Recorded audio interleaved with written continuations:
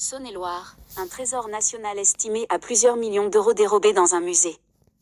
C'est le second cambriolage au musée du Héron en moins de 10 ans.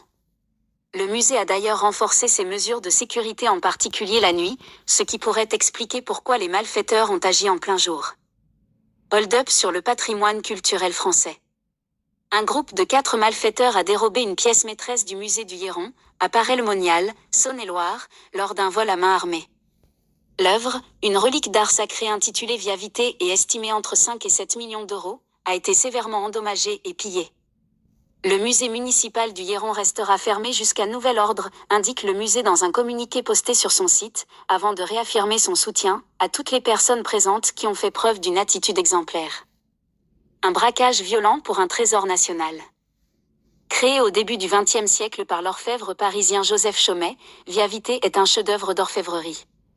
Cette sculpture de 3 mètres de haut, classée trésor national depuis 2000, illustre les 9 scènes de la vie du Christ à travers 138 figurines en or et ivoire, enchâssées dans une montagne en albâtre et marbre des Pyrénées. La pièce, richement ornée de métaux et pierres précieuses, a été acquise en 2005 pour devenir le joyau du musée.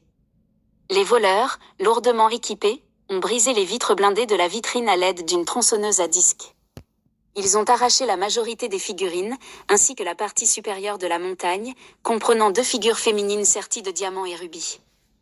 Une opération minutieusement préparée. Arrivés à moto peu avant 16 heures, 3 des malfaiteurs sont entrés dans le musée alors encore ouvert au public, tandis qu'un 4e faisait le guet. Armés et masqués, ils ont exécuté leur plan en une quinzaine de minutes à peine. Leur fuite a été facilitée par des clous semés sur la route pour crever les pneus des gendarmes lancés à leur poursuite. Aucun blessé n'est à déplorer parmi les visiteurs et le personnel présents lors de l'attaque. C'est le second cambriolage du musée en moins de 10 ans. Le maire de la ville de Paray-le-Monial Jean-Marc Nesme et la ministre de la Culture Rachida Dati ont exprimé leur indignation face à ce vol qui constitue une grande perte pour le patrimoine national.